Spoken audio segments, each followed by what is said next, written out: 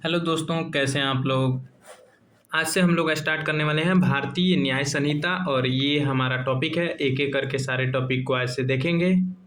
ठीक है। तो सबसे पहला हमारा टॉपिक है brief history of criminal law of India. उसके बाद से मेंस रिया, मीनिंग, कॉन्सेप्ट और अप्लीकेबिलिटी एंड नॉन अप्लीकेबिलिटी के बारे में देखेंगे। उसके बाद से क्राइम देखेंगे, फिर स्टेज ऑफ क्राइम देखेंगे, फिर ऑर्गेनाइज क्राइम, फिर पेटी ऑर्गेनाइज क्राइम, फिर crime of terrorism and terrorist act देखेंगे। उसके बाद से पनिशमेंट देखेंगे, उसका डेफिनीशन, काइंड्स और थ्योरीज देखेंगे। फिर इसका आगे का जो भी टॉपिक है हम लोग देखेंगे। तो चलिए स्टार्ट करते हैं।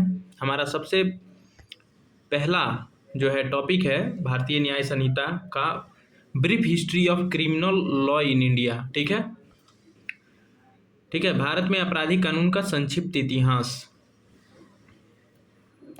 तो चलिए स्टार्ट करते हैं इंट्रोडक्शन से।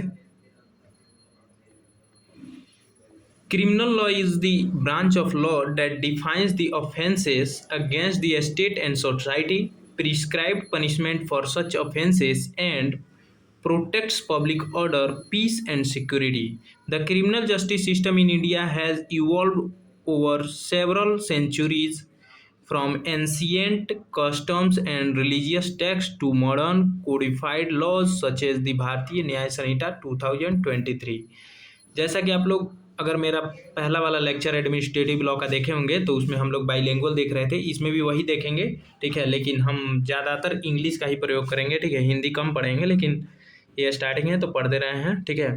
आपराधिक कानून, क्रिमिनल लॉ, वह विधि है जो राज्य और समाज के विरुद्ध किए गए अपराधों को परिभाषित करती है, उनके लिए दंड निर्धारित करती है तथा समाज में शांति, सुरक्षा और कानून व्यवस्था बनाए रखने का कार्य करती है। भारत की आपराधिक न्याय व्यवस्था का विकास प्राचीन परंपराओं और से शुरू होकर आधुनिक संहिताबद्ध कानून भारतीय न्याय संहिता तक पहुंचा है। ठीक है। अब आइए एंशिएंट पीरियड, प्राचीन काल में देख लेते हैं। इन ancient India criminal law was mainly based on धर्म।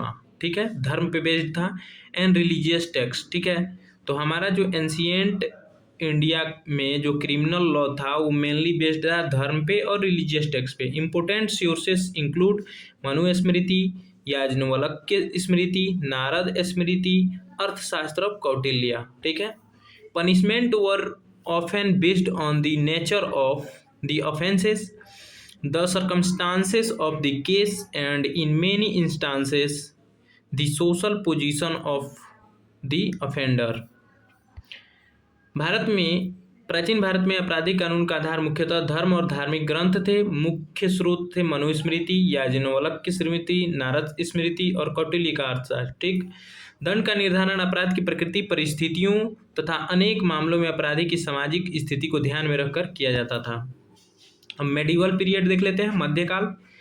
ड्यूरिंग द दिल्ली सल्तनत, the Mughal period, Islamic criminal law significantly influence the legal system. ठीक। इंपोर्टेंट कंसेप्ट इंक्लूड्स कियास, जिसको रिटेलिएशन बोलते थे, दियात, जिसको कंपनसेशन बोलते थे, हद, जिसको फिक्स पनिशमेंट बोलते थे, और ताजीर, जिसको डिस्क्रेशनरी पनिशमेंट बोलते थे। दिल्ली सल्तनत और मुगल काल में इस्लामी आपराधिक कानून का महत्वपूर्ण प्रभाव रहा। मुख्य अवधारणाएं थी किसास मतलब प्रतिरोधात्मक दंड, दियत मतलब क्षतिपूर्ति, हद मतलब निश्चित दंड, और ताजीर मतलब विवेकाधीन दंड। ठीक। ब्रिटिश पीरियड में क्या हुआ, तो the British administrative introduce a uniform and codified criminal justice system in India. Before codification, different religions follow the different criminal laws, resulting in inconsistency. To establish uniformity, मतलब समानता बनाने के लिए, इस्टेब्लिश करने के लिए, the British government appointed the first law commission in 1834 under the chairmanship of Lord Thomas Babington Macaulay. ठीक है, यहीं से हमारे जो आज के न्यू कोडिफाइड लॉ हैं यहाँ से स्टार्ट होते हैं, क्योंकि पहली बार जो है फर्स्ट लॉ कमीशन 1834 में बना था, जिसके चेयरमैन थे लॉर्ड थॉमस बेबिंगटन मैकॉले, और 3 और मेंबर थे, मिलेट, और एक मिनट देख ले थोड़ा कॉपी में, गलत नहीं बता सकते ना। किधर है BNS?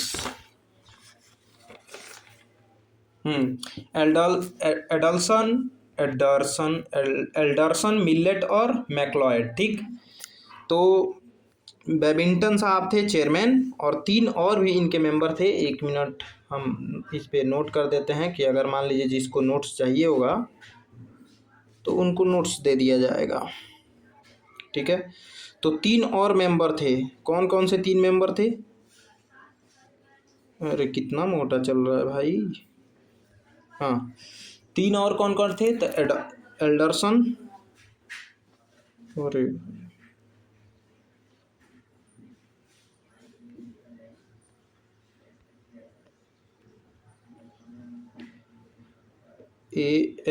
ALDERSON, एल्डरसन, मिलेट और मैक्लॉयड, MILLET, मिलेट और मैक्लॉयड। ठीक, ये 3 और थे। ठीक है,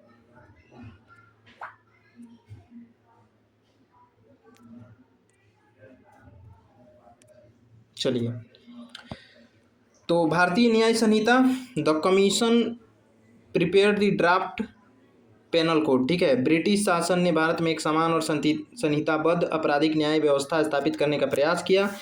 संहिताकरण से पहले विभिन्न क्षेत्रों में अलग अलग आपराधिक कानून थे। एकरूपता लाने के लिए 1834 में प्रथम विधि आयोग, फर्स्ट लॉ कमीशन का गठन किया गया, जिसके अध्यक्ष थे लॉर्ड थॉमस बेबिंगटन मैकॉले। ठीक है, और 3 और मेंबर थे, एडल्सन, मिलेट और मैक्लॉयड। ठीक, इस आयोग ने भारतीय दंड संहिता का प्रारूप तैयार किया। ठीक है, और लेकिन इसको लागू नहीं किया गया।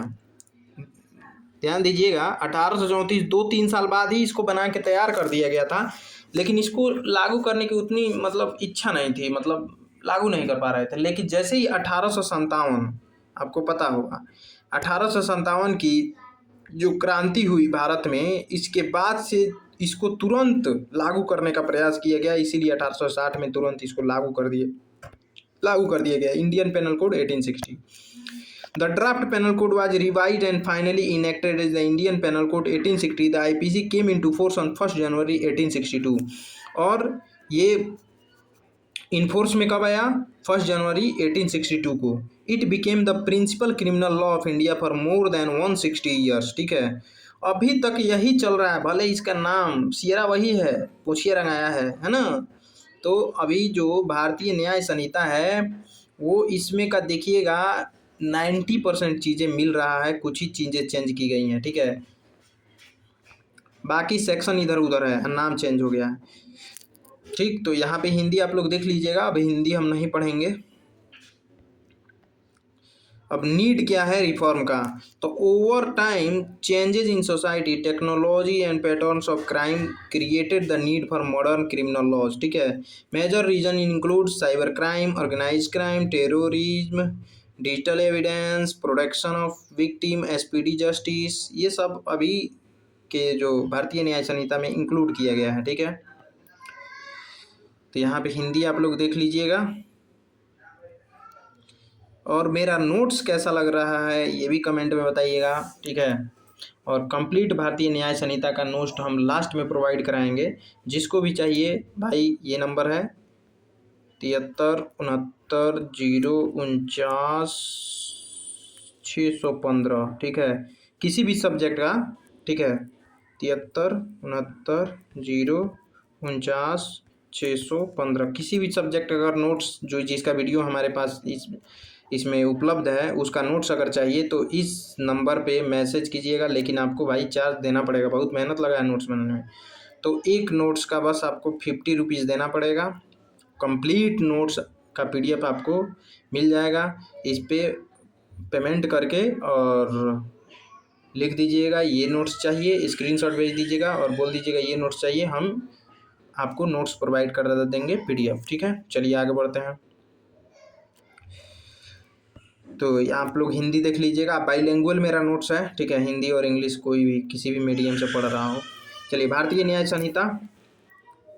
To modernize the criminal justice system, parliament enacted the Bharatiya Nyaya Sanhita 2023 replacing the Indian penal code 1860। ठीक है।